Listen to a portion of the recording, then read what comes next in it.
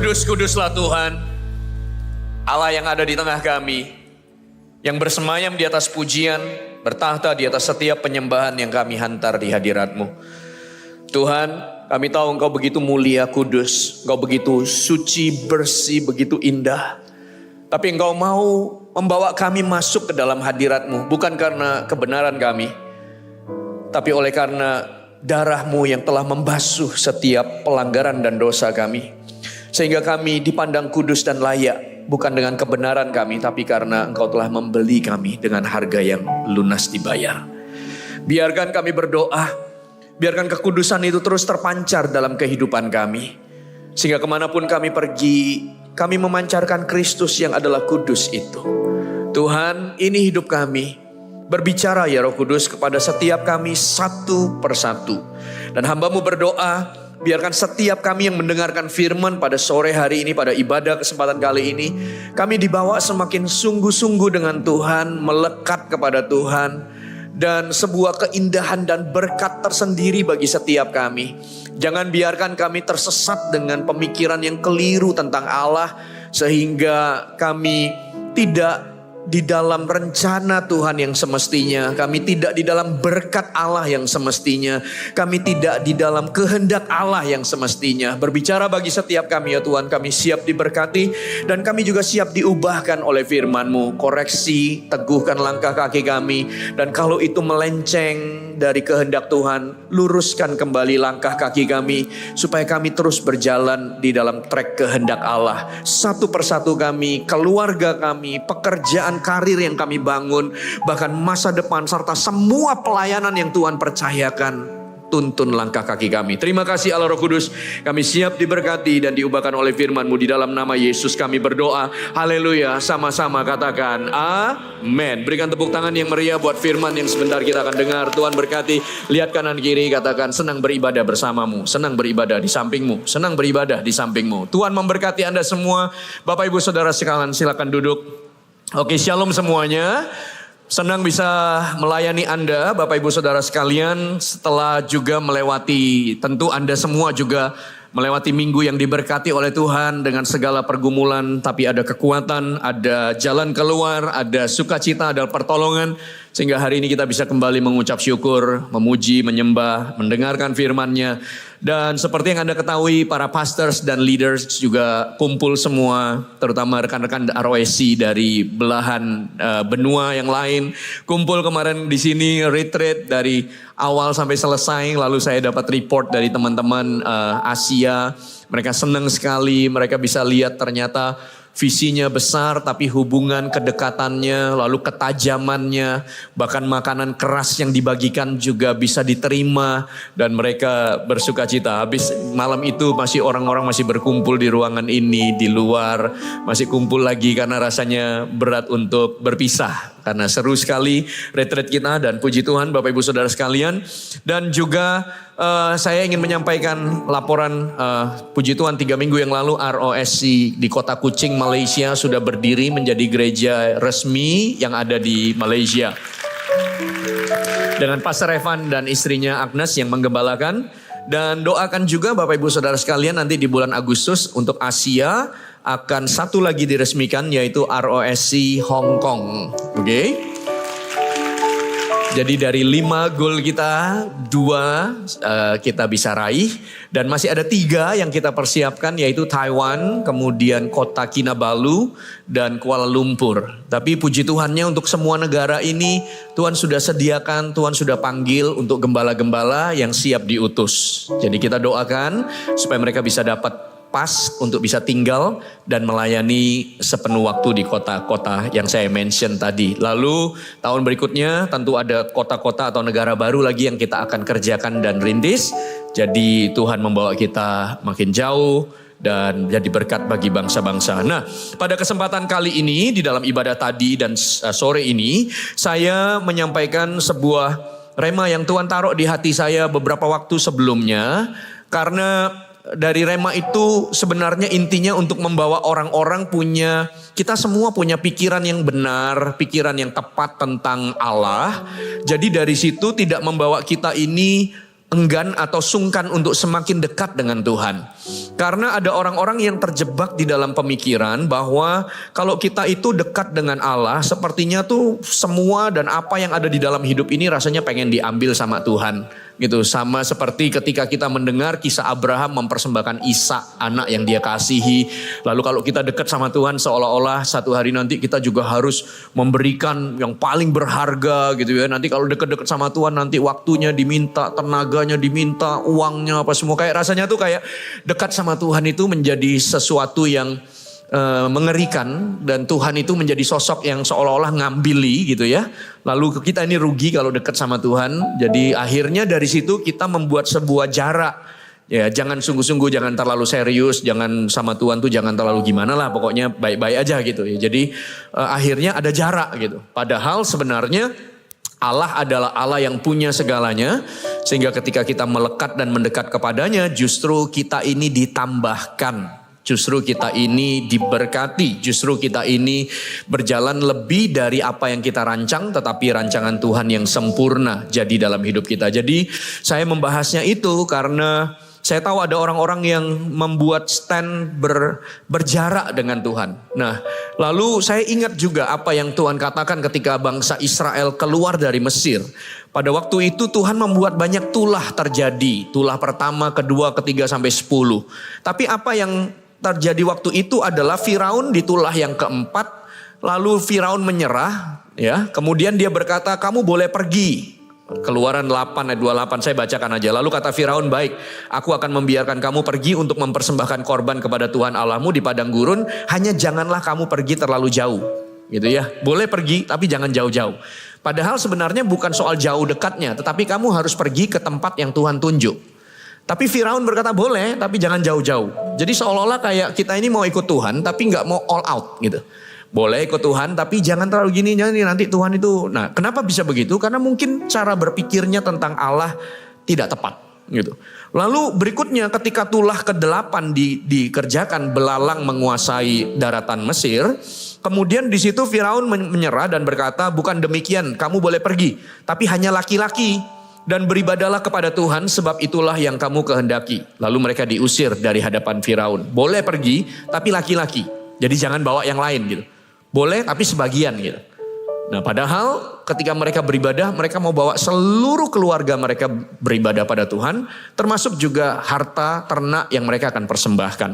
Lalu di dalam Keluaran pasal 10 ayat selanjutnya, tulah ke-9 ketika diberikan, itu gelap gulita turun atas Mesir. Kemudian Firaun tanda petik menyerah kembali. Lalu Firaun berkata, panggil Musa dan bilang, pergi, beribadahlah kepada Tuhan, hanya kambing domba dan lembu sapimu harus ditinggalkan. Nah, sekarang boleh, kamu boleh bawa keluargamu, tapi lembu sapinya jangan. Ya kan, bangsa Israel jadi bingung loh, kita nih mau mempersembahkan kambing domba untuk Tuhan kita. Terus kalau kita suruh pergi tapi gak boleh bawa, ini gimana sih maksudmu? Boleh tapi jangan jauh-jauh, boleh tapi hanya laki-laki, boleh tapi jangan bawa ternak, gak bisa begitu.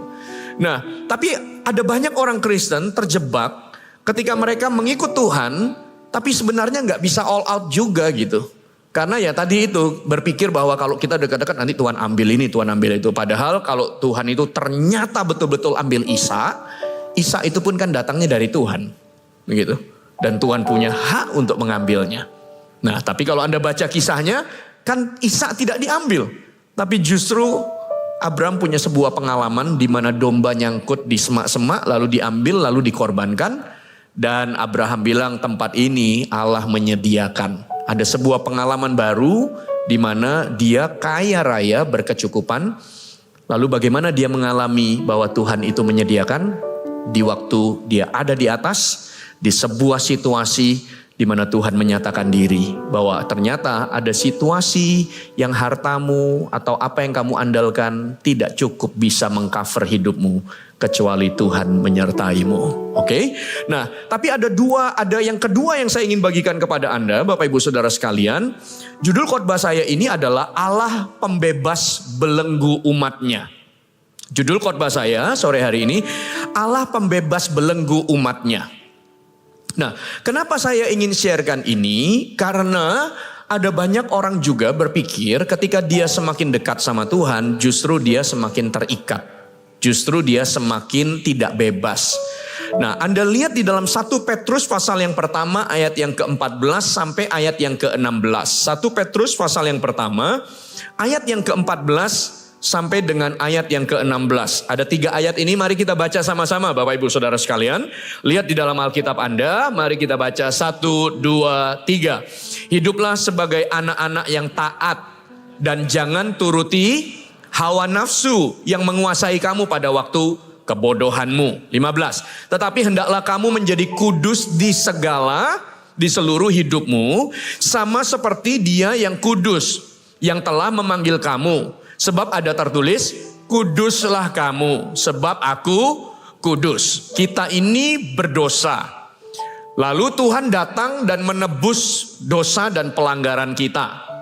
Lalu kita tidak lagi disebut sebagai budak dosa, mengabdi kepada dosa, tapi kita disebut sebagai anak-anak terang, di mana kita bukan lagi menjadi hamba, tetapi kamu menjadi sahabat yang bisa dekat.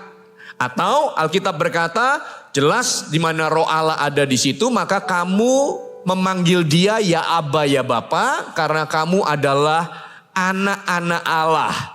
Sehingga posisi kita berubah dari budak kemudian menjadi anak, menjadi sahabat, orang yang dekat dengan Tuhan, dekat dengan Bapa, dekat dengan temannya itu. Nah, semakin kita bersekutu dengan Dia, semakin mirip kita dengannya. Sehingga Tuhan menebus kita untuk menjadi orang-orang yang menang terhadap dosa dan menjadi orang-orang yang hidup di dalam kekudusan. Kekudusan yang kita bangun di dalam ketidaksempurnaan kita, sehingga tidak ada tuduhan, tetapi membuat kita sadar bahwa kita ini bisa lemah dan kita akan bergantung terus kepada Tuhan supaya kita ini semakin genah, semakin benar, semakin kudus hidup kita. Dan ingat, kekudusan itu bukanlah untuk mengukur seseorang, kita lebih kudus daripada orang lain. Alkitab berkata ada yang kasihkan persembahan karena dia kaya, dia merasa dia kasihkan persembahan yang besar. Sementara ada janda miskin hanya memberikan 2 peser duit, tapi itu adalah pemberian seluruh hidupnya. Kekudusan bukanlah untuk diukur satu dengan yang lain, siapa lebih layak, siapa lebih kudus, siapa yang lebih bersih hidupnya. No. Tapi kita ini dipanggil untuk mendekat sehingga kita ini mencerminkan Allah yang kudus. Menang atas setiap dosa dan pergumulan kita dan hidup benar. Tapi area ini dianggap oleh banyak orang seperti sebuah penjara gitu. Jadi kalau dekat sama Tuhan nanti Tuhan ambil, Tuhan minta Isa, Tuhan kasih kita harus lakukan ini, harus lakukan ini. Waduh Tuhan, padahal Tuhan itu punya semuanya sehingga yang mendekat harusnya semakin ditambahkan oleh Tuhan. Baik itu kepercayaan, baik itu rencana, baik itu visi, baik itu apa, Tuhan tahu lebih komplit dari apa yang kita punya. Tapi yang kedua adalah ada orang yang merasa kalau dekat sama Tuhan seolah-olah kayak penjara begitu. Nanti ya kalau kamu dekat sama Tuhan ini gak boleh, itu gak boleh. Lalu rasanya kayak sulit jalani hidup ini. Karena you see, mau gini gak boleh, mau gini takut salah, mau gitu nanti melanggar. Sehingga rasanya dekat sama Tuhan itu jadi sulit hidupnya. Dekat sama Tuhan itu kayak sebuah penjara, selalu dikurung gitu. Padahal sebenarnya apakah Anda dikurung atau di luar Tuhan Anda terkurung? Coba pikirkan baik-baik. Tapi dunia mikirnya gitu. Sehingga akhirnya membuat orang jangan deket-deket lah sama Tuhan. Kamu jangan serius-serius banget. Gitu. Kalau dikatakan saudara-saudara berikanlah dirimu dibaptis begitu ya. Kita ketemu dengan banyak orang yang sudah Kristen lama gitu. Rajin mungkin ke gereja. Tapi bicara soal baptisan mereka selalu berkata nanti dululah, tunda dululah. Lalu di dalam pemikiran mereka bilangnya nanti kalau sudah benar hidupnya, kalau aku udah mau sungguh-sungguh aku bisa jalani, aku baru buat keputusan. Nah itu salah. Atau dia pikir begini, nanti kalau aku sudah mau serius baru aku dibaptis. Jadi kenapa? Artinya ya selama aku belum serius kan aku masih bisa lakukan ini lakukan itu gitu. Tapi kalau nanti aku serius, waduh sudah gak bisa begini, gak bisa begitu. Hidup rasanya kayak not fun anymore gitu. Gak seru lagi gitu. Rasanya kayak rugi banget untuk hidup dekat sama Tuhan. Nah apakah begitu? Orang berpikir kalau hidup dalam kekudusan mereka seperti dalam sebuah penjara. Saudara-saudara sekalian, ingat bagaimana Tuhan mengeluarkan bangsa Israel dari Mesir. Waktu Tuhan keluarkan bangsa Israel dari Mesir oleh karena seruan bangsa Israel. Kami tertindas di sini, kami mau kemerdekaan, kami nggak mau penderitaan, kami nggak mau kerja rodi, kerja paksa yang sedemikian rupa menghimpit kami. Lalu mereka berseru untuk pertolongan dari Tuhan. Lalu Tuhan dari sorga mendengarnya, kemudian mengatur, memilih, mempersiapkan, dan meminta Musa pergi untuk mengeluarkan bangsa Israel dari Mesir ke tanah perjanjian. Tapi memang betul, di dalam perjalanan itu Tuhan memberikan 10 perintah. Dikatakan jangan ada padamu Tuhan lain di hadapanku. Jangan membuat patung untuk disembah. Jangan menyebut nama Tuhan dengan sembarangan. Kuduskanlah hari Sabat. Hormatilah orang tuamu. Jangan membunuh. Jangan berzina. Jangan mencuri. Jangan berdusta. Jangan mengingini milik orang lain. Lalu ketika kita lihat semua ini, jangan ini, jangan ini, jangan ini. Jadi bagi kita tuh rasanya, waduh, susah bener. Tapi apakah ini betul-betul seperti sebuah penjara bagi kita? Bukankah Tuhan itu mengeluarkan bangsa Israel keluar dari Mesir, memerdekakan mereka dari Mesir? Karena prinsipnya adalah kemerdekaan, bukanlah penjara.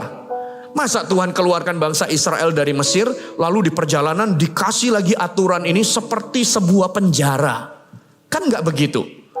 Kekudusan bukanlah sebuah penjara. Kekudusan bukanlah sebuah aturan yang mengekangmu, lalu membuatmu tidak fun, tidak menyenangkan hidup ini. Itu adalah pikiran setan.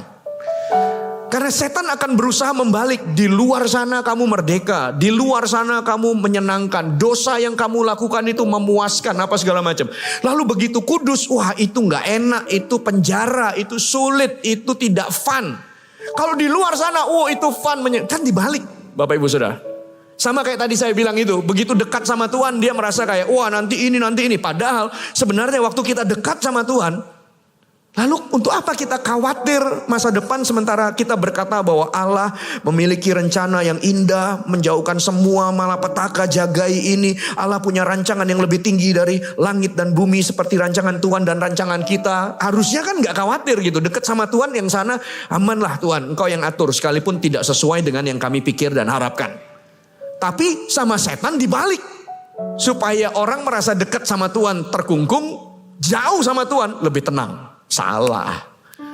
Waktu dekat sama Tuhan untuk hidup kudus, waduh penjara.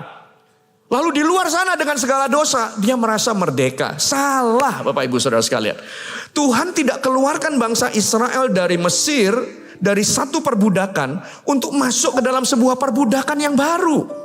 Tuhan keluarkan bangsa Israel dari Mesir untuk memerdekakan mereka dari perbudakan dan membawa mereka hidup dengan merdeka. Kalau dibilang jangan ada padamu Tuhan lain daripadaku, jangan membuat patung untuk disembah, jangan menyebut nama Tuhan dengan sembarangan. Anda pikir ayat 1 dan 2 dan 3 ini untuk Tuhan? Tuhan minta jangan menyembah patung lain supaya Tuhan itu disembah. Kamu gak nyembah Tuhan, gak merubah Tuhan adalah Tuhan. Kamu punya Allah lain tidak menjadikan Allah ini lengser. Tapi kalau kamu punya Allah lain, nah kamu mendua hati. Kamu gak akan hidupnya tenang.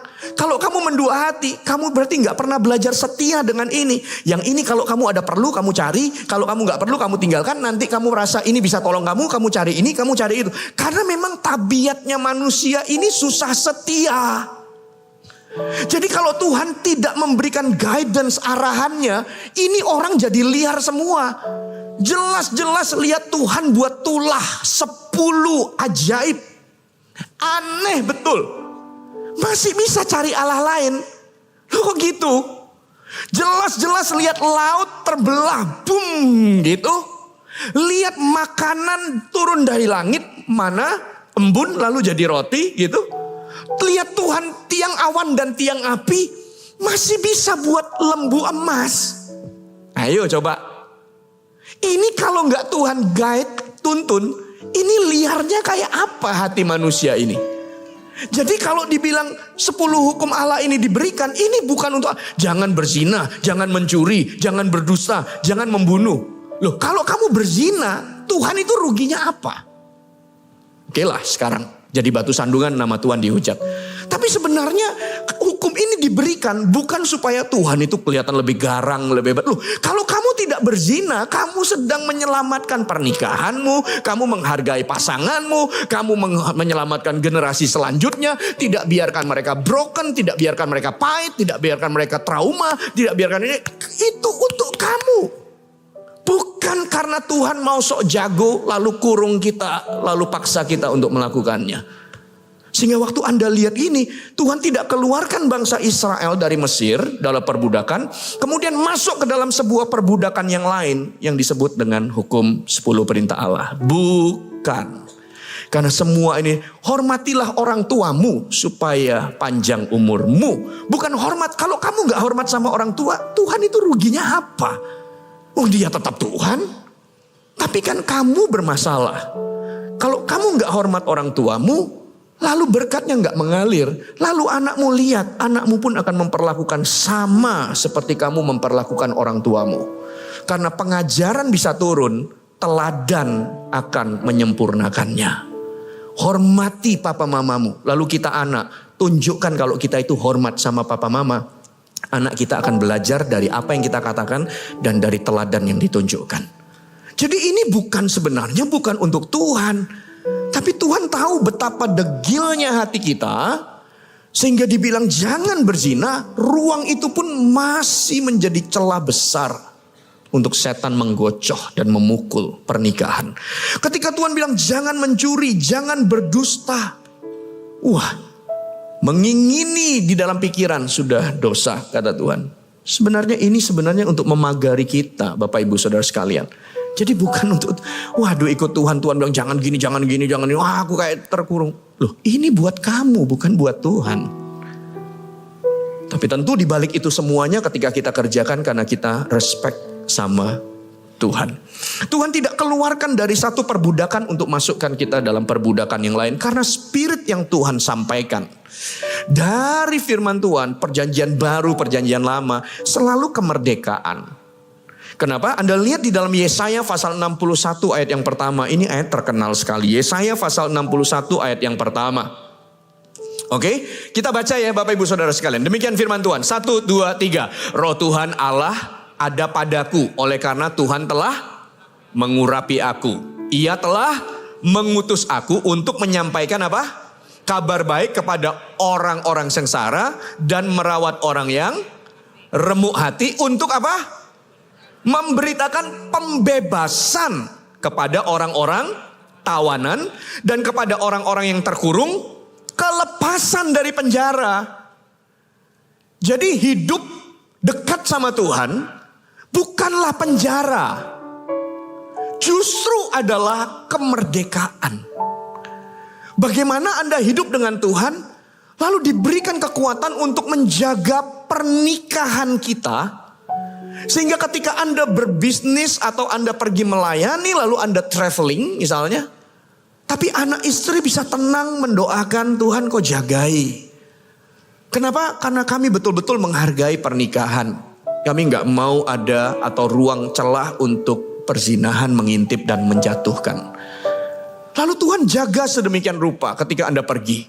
Anak-anak bertumbuh tidak dalam sebuah trauma tetapi dalam sebuah teladan.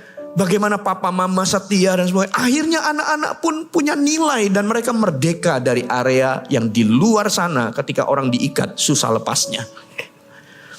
Dan prinsipnya ketika Roh Kudus bekerja, Yesaya berkata, kalau Tuhan suruh kita pergi memberitakan kebenaran, kebenaran itu bukan memenjarakanmu, tapi memberitakan pembebasan dan orang-orang yang terkurung kelepasan dari penjara. 2 Korintus pasal 3 ayat 17. Firman Tuhan berkata begini, loncat dalam perjanjian baru. 2 Korintus pasal 3 ayat yang ke-17.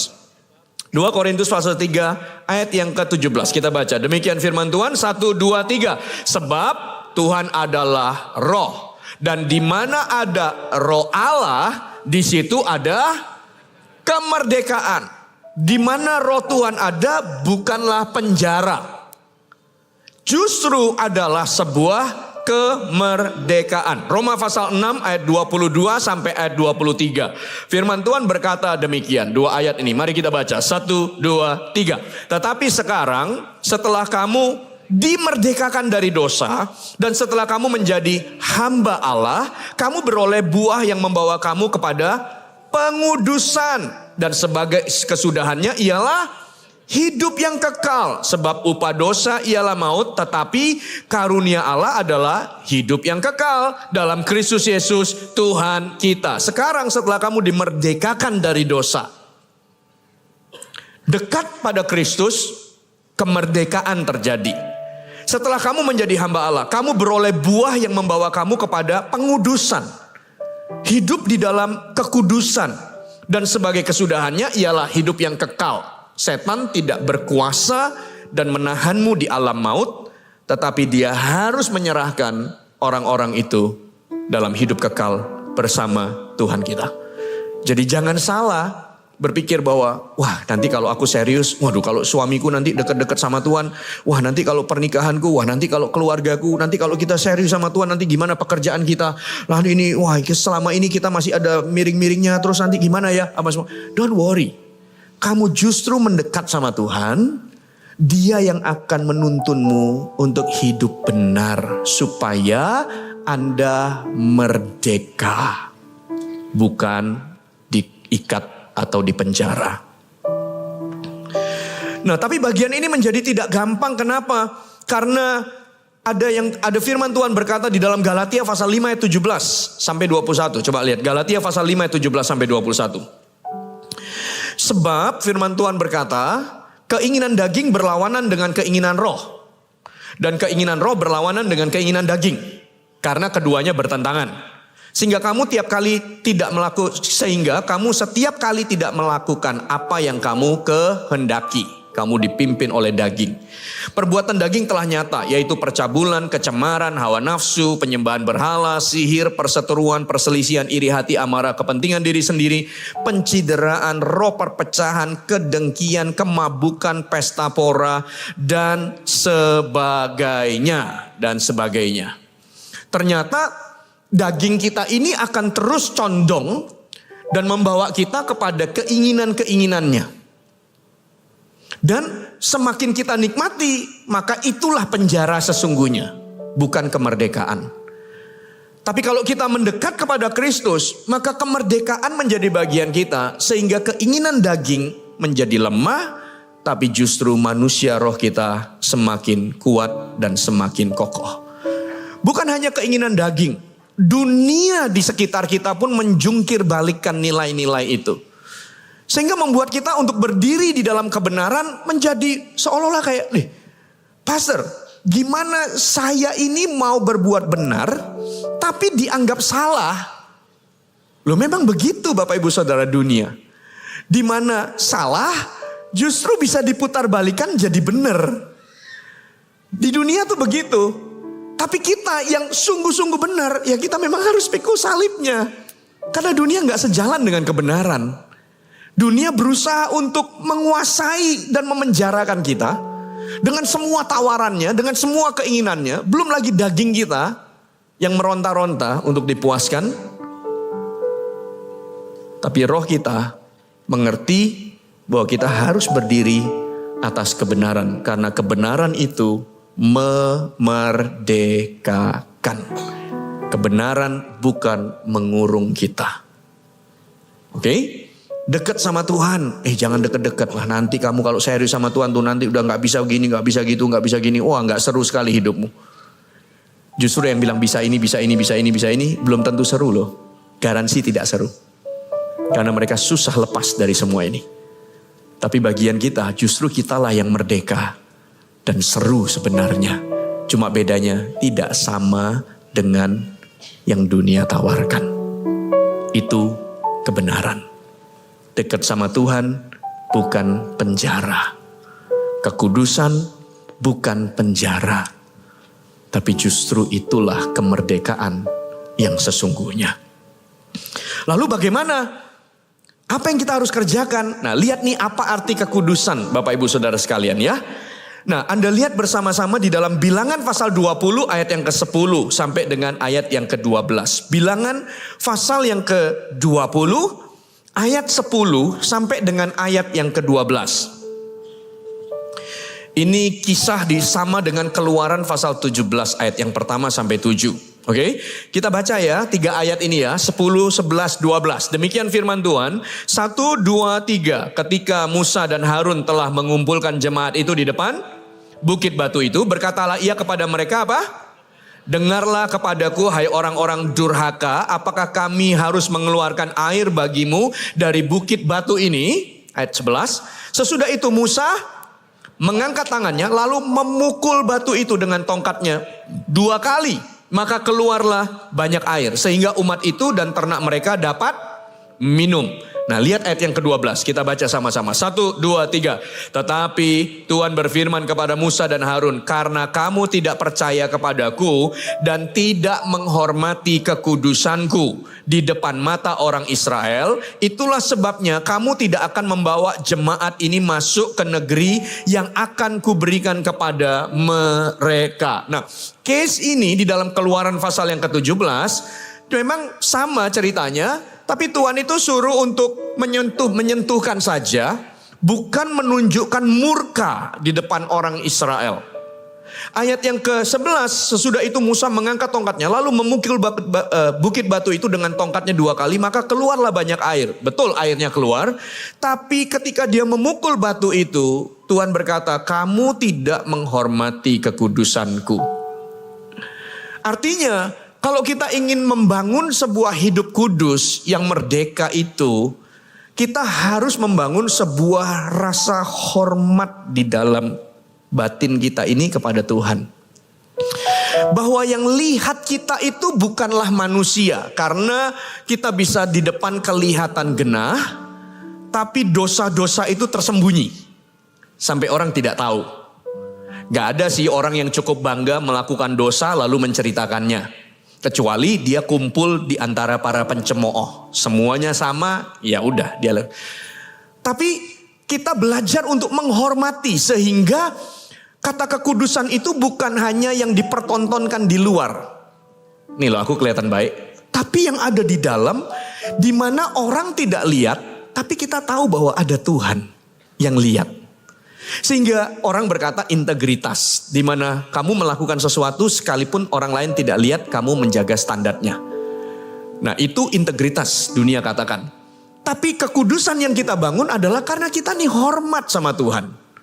Sehingga kita tahu dia ada dengan kita, dia bersama dengan kita, sekalipun manusia tidak tahu, Tuhan tahu.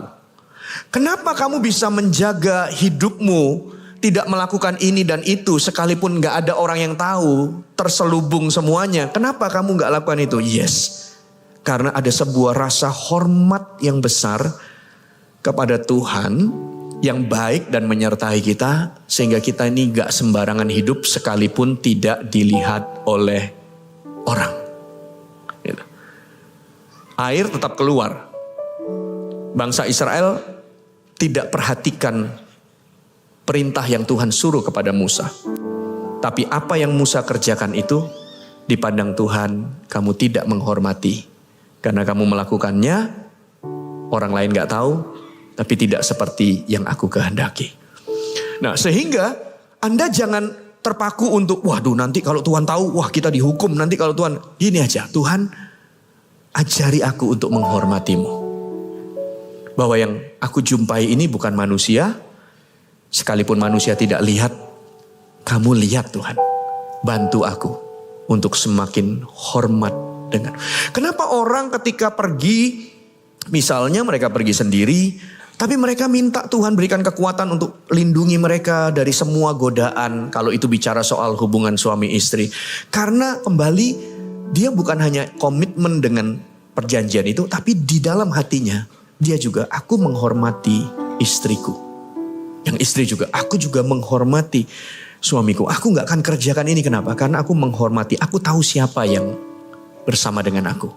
Aku menghargai pribadi orang itu. Kamu tidak ingin melakukan sesuatu melawan seseorang yang kamu hormati. Bahkan bisa jadi itu bukanlah sebuah hukum yang tertulis. Hanya karena kamu mengerti bahwa dia gak suka kamu begitu kan. Sehingga kita menjaga hidup kita tetap benar. Kepada seseorang yang kita hormati, kita akan selalu berusaha sopan dan memberikan yang terbaik, dan tidak mungkin kita berikan asal-asalan. Ini adalah sikap yang mengatakan bahwa Anda itu penting, Anda itu berharga, saya menghormatimu sekalipun saya tidak melihatmu. Kamu adalah Tuhan dan kamu adalah Raja. Jadi yang dibangun penekanannya bukan kepada jangan ini, jangan itu, gak boleh ini, gak boleh itu. Kalau dibilang jangan, kita lihat jangannya kita gak lakukan. Tapi nanti di belakang itu kalau hati kita jahat, entah trik yang macam apa lagi yang kita buat, lalu kita beri alasan. Tapi kan aku gak lakukan itu. Cuma dari kelakuanmu tuh kelihatan sekali hatimu tuh belok-belok dan jahat. Cuma kamu tidak dengan terang-terangan melanggar tulisan jangan gitu. Tapi kelihatan hatinya licik sekali. Belok-belok cari jalan belakang yang intinya sebenarnya sama. Cuma ini tidak frontal ditabrak gitu. Mari bangun sebuah rasa hormat kepada Tuhan yang menyertai hidup kita, memberkati hidup kita, dan lebih dari itu mengasihi kita. Kepada pribadi yang begini, hormat dan takut akan Allah bertumbuh di hati kita. Tapi saya belum bisa sampai seperti itu, Pastor. Then let's pray. Berdoa. Dan dengan firman yang diterangi ini, biarkan buka hatimu dan biarkan itu tumbuh. Sehingga kita ada di sebuah level penghormatan akan Tuhan, sekalipun tidak ada mata yang melihatnya. Nah, kekudusan yang berikutnya, Anda lihat Mazmur 24 ayat yang ketiga. Mazmur 24 ayat yang ketiga sampai ayat yang keempat. Mazmur pasal 24 ayat yang ketiga sampai dengan ayat yang keempat. Anda dapat Bapak Ibu Saudara? Mari kita baca ya dua ayat ini. Mazmur 24 ayat 3 dan 4. 1, 2, 3. Siapakah yang boleh naik ke atas gunung Tuhan? Siapakah yang boleh berdiri di tempatnya yang kudus? Orang yang bersih tangannya dan murni hatinya, yang tidak menyerahkan dirinya kepada penipuan dan yang tidak bersumpah palsu, yang kudus hidupnya. Mereka orang-orang yang mendekat kepadaku. Loh, berarti kita semua di sini kan pasti bisa buat salah. Berarti kita nggak bisa ke gunung kudusnya Tuhan. Loh, kita hari ini datang diterima sama Tuhan bukan karena perbuatan baik kita, tapi karena Tuhan menebus kita dengan darahnya. Tapi dalam kelemahan kita masih bisa nggak kita bergumul, struggling gitu ya, lalu terpelecok, bisa nggak gagal, bisa nggak jatuh, bisa. Nah, tapi jangan tinggal di situ, tetaplah datang. Karena kita ini ingin terus mendekat kepada Tuhan. Tapi kalau kita tinggal di dalam dosa dan pelanggaran kita, maka dosa pelanggaran kita itu bukan membuat Tuhan tidak bisa menjangkau kita. Karena dunia ini jahat. Dunia ini tidak pernah terima Kristus. Tapi Tuhan tetap datang. Sekalipun Tuhan tahu dunia gak pernah buka hati untuk dia. Dia tetap datang. Dia datang karena dia tahu bahwa dia harus mati di atas kayu salib, menebus dosa kita, bayar harganya, beli kita dengan lunas. Dia datang. Tapi bukan karena dunia menerimanya. Nah, kita ini diterima karena Tuhan itu telah beli kita. Tapi jangan tinggal dalam dosa itu. Karena bukan Tuhan tidak bisa menjangkaumu, tapi sifat dari dosa itu akan menarikmu menjauh dari Tuhan. Perasaan tertuduh gitu ya. Belum lagi bilangnya begini, hari ini kamu tobat, nanti seminggu lagi kamu lakukan gitu. Allah yang betul. Lalu kita komitmen, ini yang terakhir. Lalu di hati ini bilang, sungguhan. Kemarin kamu juga bilang ini yang terakhir. Tapi kamu lihat, kamu gini. Jadi kita tuh setiap kali mau mendekat, setan itu mendakwa kita, das gitu. Kenapa? Karena memang celahnya yang kita buka itu, kita memutuskan untuk tinggal di situ. Nah, itu yang membuat kita akhirnya susah mendekat. Bukan karena Tuhan gak bisa pegang kita. Mau di gunung kemanakah aku dapat pergi, menjauhi rohmu Tuhan, ku berlari mendaki ke langit, namun engkau ada di sana. Aku terbang dengan sayap fajar, diam di ujung bumi, namun tanganmu menuntunku selalu. Bahwa ku dekat padamu, engkau Tuhan Allah Maha Tahu. Oh, dia akan kejar kita sampai kolong langit, kolong bumi mana dia akan kejar. Karena kasihnya itu tidak bisa Tidak ada dosa yang terlalu besar sehingga kasih Tuhan itu nggak bisa kejar kita, nggak bisa. Tapi kalau kita tinggal dalam dosa itu yang bawa kita lari terus gitu. Mau deket, lari lagi. Mau deket, mundur lagi. Tuhan mau jamah kita, mundur lagi. Aduh, aku nggak layak. Akhirnya hidupnya cuma struggle, maju mundur, dan tidak betul-betul pernah merdeka. Yesaya 59 ayat yang pertama sampai ayat yang kedua. Firman Tuhan berkata begini. Yesaya 59 ayat pertama sampai kedua. Firman Tuhan berkata, sesungguhnya kita baca ya sama-sama. 1, 2, 3. Sesungguhnya tangan Tuhan tidak kurang panjang untuk menyelamatkan dan mendengarkannya. Dan pendengarannya tidak kurang tajam untuk mendengar. Tetapi yang merupakan pemisah antara kamu dan Allahmu ialah segala kejahatanmu. Dan yang membuat dia menyembunyikan diri terhadap kamu sehingga ia tidak mendengar ialah dosamu. Bukan karena Tuhan gak bisa sentuh sebenarnya. Karena telinganya itu pasti akan tajam mendengarkannya. Tapi kamu sendiri akan kesulitan untuk mendekat kepadanya. Jadi kekudusan itu bicara soal kedekatan. Dosa bicara soal menjauhkan. Sehingga kalau kita mau hidup kudus di hadapan Tuhan. 1, bangun sebuah penghormatan. Gak ada yang lihat, Tuhan lihat. I respect. Honor, aku hormat sama Tuhan. Kamu Tuhan dan Rajaku. 1. Yang kedua, sengaja terus mendekat. Karena kelemahan dan dosa itu akan tarik kita makin jauh. Terus tarik kita makin jauh. Nah, kita gak boleh membenarkan feeling itu lalu membuat kita makin jauh sama Tuhan. Justru kita harus makin dekat. Ingat ya, bukan makin dekat membuat kamu makin terpenjara. Kamu makin dekat sama Tuhan. Tuhan memerdekakanmu. Kamu makin jauh, justru itulah perbudakan. Dekat sama Tuhan. Wah, ini dalam kondisi terpuruk bener ini Tuhan. Justru dalam kondisi terpuruk itu datang cari Tuhan. Nah, waktu datang itu kan struggle di sini. Allah, kamu itu sudah buruk gini baru cari Tuhan. Dulu waktu kamu gini kamu wah tuduh terus. Tuduhan itu kayak belenggu yang kurung kamu terus turun. Akhirnya gak bisa merdeka.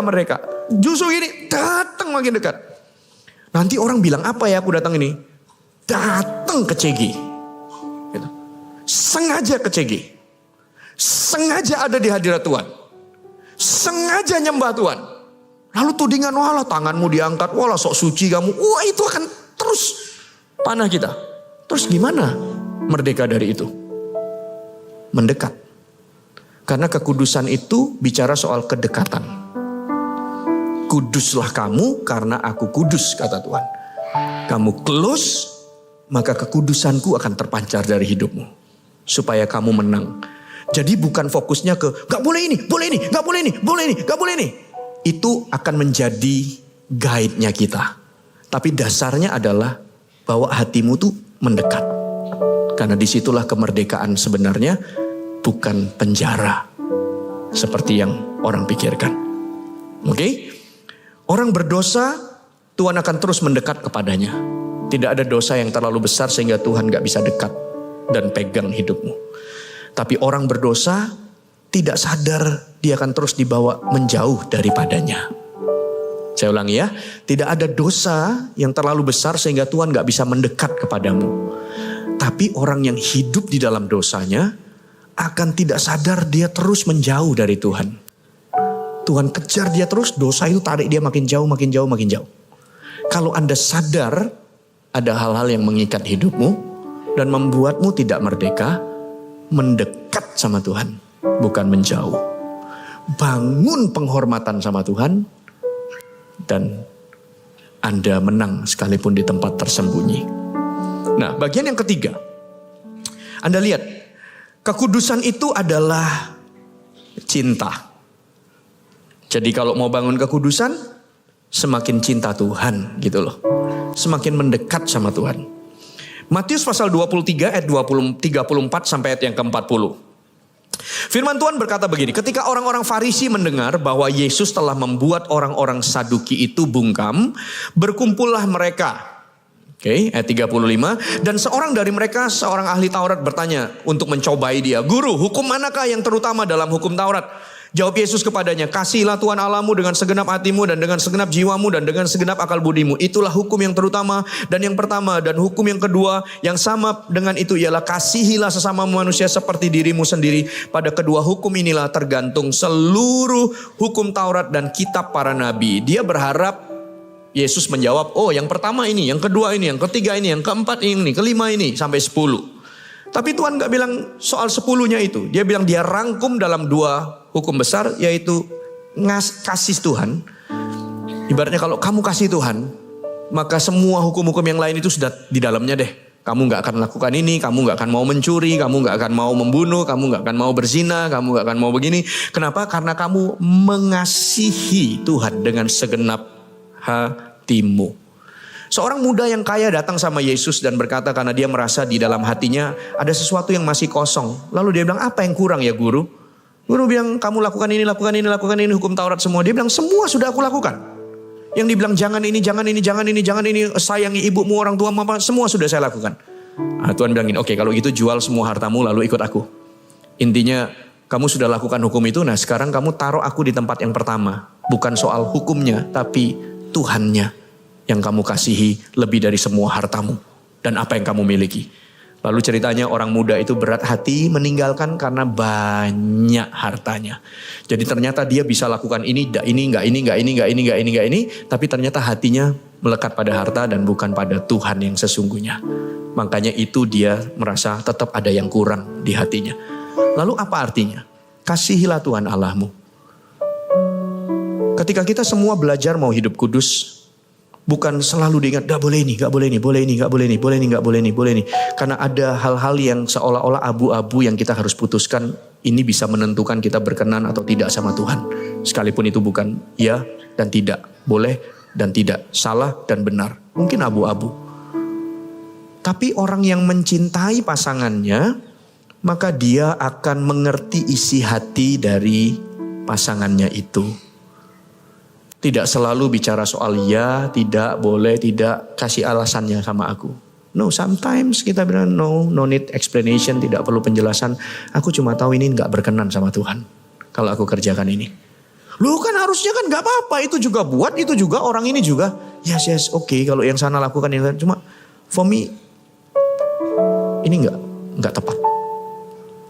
Kamu bisa membedakan mana yang baik, mana yang benar, mana yang berkenan kepada Allah dan yang sempurna. Saya tidak ajarkan trik untuk bagaimana terus supaya kita hidup kudus. Berarti kita harus jangan ini. No. Gini aja deh, kita sepakat semuanya semakin dekat sama Tuhan untuk mencintai Dia. Oke? Yang kedua, mendekat, jangan menjauh. Karena kekudusan itu bicara soal kedekatan. Kekudusan itu bicara soal cinta, kasihmu pada Tuhan. Dan yang ketiga, bicara soal hormat. Sehingga kemanapun kita pergi, sekalipun tidak ada mata yang melihat, Tuhan matanya bersama dengan kita. Dan Dia yang berkati setiap langkah kita. Dan Dia juga Allah yang membuat kita berhasil. Tuhan berkati Anda semuanya. Mari bangkit berdiri dan berikan tepuk tangan buat firman.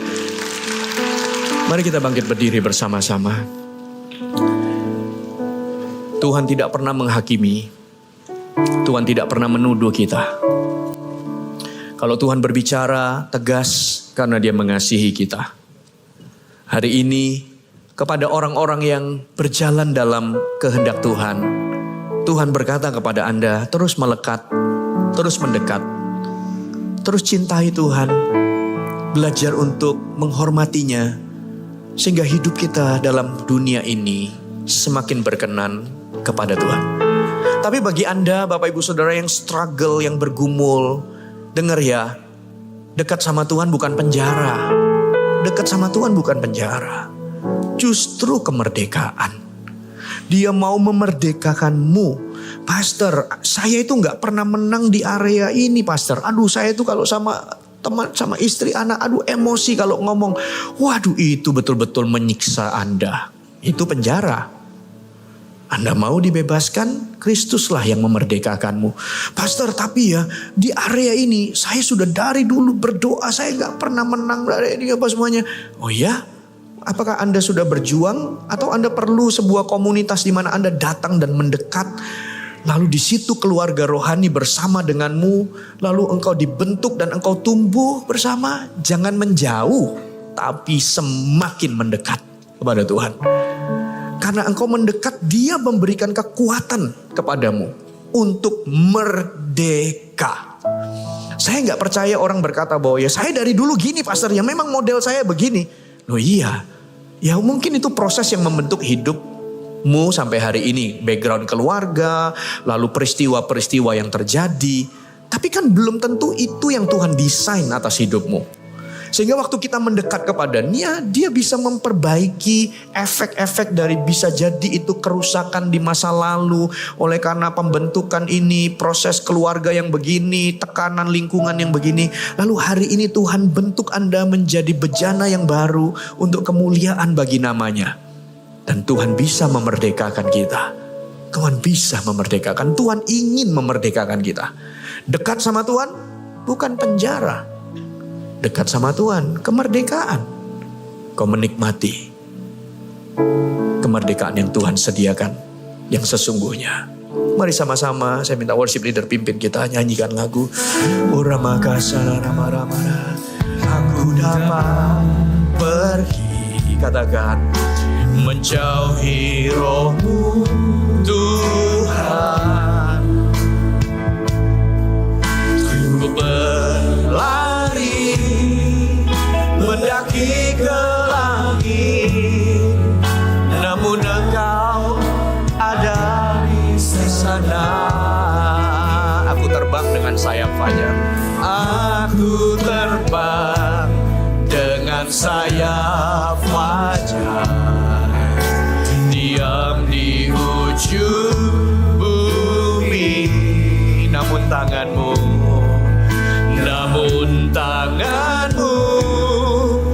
menuntunku selalu, bahwa ku mendekat padamu. Engkau Tuhan Allah Maha Tahu, betapa dahsyatnya kuasa-Mu, hadirat-Mu.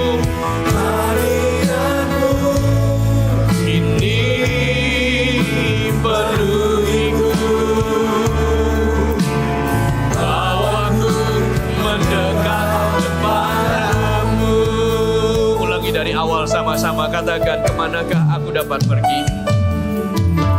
Kemanakah aku dapat pergi? Menjauhi roh-Mu Tuhan. Ku berlari mendaki ke langit, namun Engkau ada di sana. Aku terbang dengan sayap fajar. Aku terbang dengan sayap fajar. Diam di ujung bumi, namun tanganmu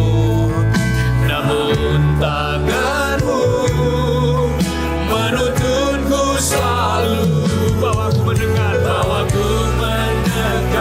Mari angkat tangan kita, mari angkat tangan kita, katakan Engkau Tuhan, Engkau Tuhan Allah Maha Tahu, betapa dahsyatnya kuasa-Mu. Merdekakan kami ya Tuhan, merdekakan kami. Kami kudus, bukan soal jangan ini, jangan itu, tapi karena kami menghormati-Mu, karena kami mendekat kepadamu, karena kami mencintai-Mu. Katakan Engkau Tuhan Allah Maha Tahu, betapa dahsyatnya kuasa-Mu, hadirat-Mu kini menuhiku, bahwa ku mendekat padamu. Tetap angkat tangan kita, katakan Engkau Tuhan Allah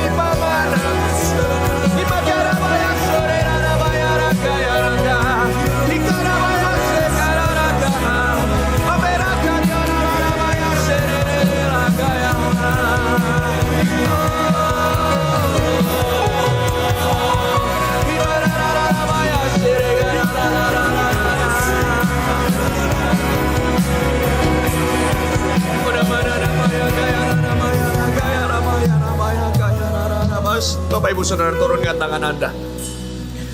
Kami tahu di dalam Tuhan ada kemerdekaan. Kami tahu mendekat kepada Tuhan bukan sebuah kerugian atau sesuatu yang menakutkan. Justru kami menemukan kemerdekaan sejati.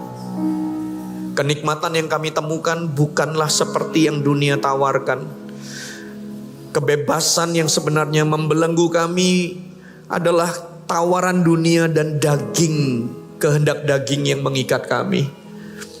Tapi kami tahu waktu kami datang sama Tuhan, justru kami merdeka. Pernikahan kami merdeka. Karir yang kami bangun dalam takut akan Tuhan. Masa muda yang kami jalani penuh dengan kemenangan. Pribadi lepas pribadi. Menerima kemerdekaan sejati. Dekat sama Tuhan bukan menjadikan hidupmu tidak fun lagi. Dekat dengan Tuhan bukanlah di penjara. Di mana ada roh Tuhan, di situ ada kemerdekaan. Roh Tuhan mengurapi aku untuk membawa kabar baik, membebaskan tawanan, melepaskan orang-orang dalam belenggu. Spirit Tuhan itu kemerdekaan, kemerdekaan, kemerdekaan, kemerdekaan. Riyapaka syukataka ramahataka syararara, rikamanaka sarara, raramaya rarara gaya rarara, indagana ramaya sane aramaya suragamaya ka, ukiana maya ragaya negaya, rararamaya suraga.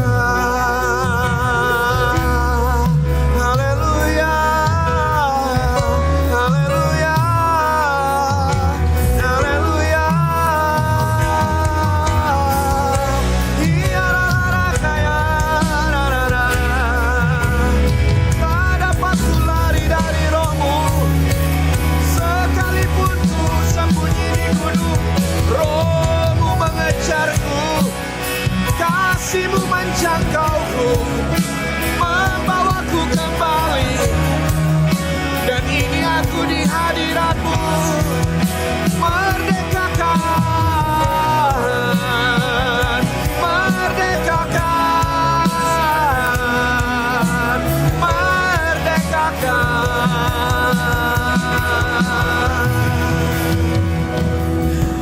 Teguhkan hatimu untuk semakin mencintai Tuhan. Teguhkan hatimu untuk menghormati Dia. Teguhkan hatimu untuk terus semakin melekat, mendekat kepadanya. Oke? Altar ini dibuka sore hari ini. Saya tahu firman ini berbicara kepada banyak Anda. Rekan-rekan sekalian, coba renungkan baik-baik. Adakah satu bagian di dalam hidupmu yang itu seperti sebuah penjara? Yang engkau tahu selama ini engkau tidak menang di area itu. Rasanya tadi pastor bilang itu, waduh saya ini terikat dengan pornografi, sampel. Terikat dengan mencuri atau berbohong. Atau pastor, aku ini gak bisa kendalikan emosiku. Rasanya aduh dikit aja tuh langsung kepancing. Pastor, mulutku ini jahat. Selalu ngomong kotor, binatang, buruk sekali. Tapi Anda sadar, Anda gak perlu akui ke nanti yang mendoakan lalu mulut saya itu jahat, kotor. Gak perlu. Tapi Anda tahu bahwa area itu tuh pastor saya sudah berjuang gak berubah-berubah. Tapi ketika firman Tuhan ini berbicara, saya mau meresponi. Saya mau Tuhan merdekakan saya. Buktinya apa? Saya respon firman Tuhan. Saya mendekat sama Tuhan. Saya mau makin mencintai Tuhan. Saya mau makin menghormati Tuhan. Dan biarkan area di mana Anda tidak bisa menang selama ini, yang mengikat dan kontrol pikiran Anda, susah lah. Kalau yang ini gak bisa lah, yang ini sudah tahunan. Dari dulu saya dibentuknya begini, makanya saya gak bisa menang. Siapa yang bilang? Siapa yang bilang? Tuhan bisa merdekakanmu. Apalagi itu adalah sesuatu yang tidak kudus sifatnya. Tidak perlu diakui. Oke, gak perlu ngomong apa semuanya. Anda cuma perlu merespon firman. Biarkan langkah kakimu maju ke depan. Leader pendoa akan bersama denganmu mendoakan. Dan berdoa, Anda semakin dekat sama Tuhan. Anda semakin cinta sama Tuhan. Anda semakin hormat sama Tuhan. Dan dari situ kekudusan tumbuh. Dan Anda menerima kemenangan, kemerdekaan sejati. Karena dekat Tuhan bukan dikurung, bukan dipenjara. Dekat Tuhan justru merdeka. Jikalau ini Anda, gak usah malu, gak usah sungkan. Kasih tahu orang kanan kiri, permisi saya mau merespon firman. Saya mau maju ke altar. Kasih orang lewat untuk mereka bisa meresponi firman Tuhan. Mari kita nyanyikan lagu ini. Silahkan keluar dari kursi Anda dan maju ke depan. Pendoa leader siap doakan bersama.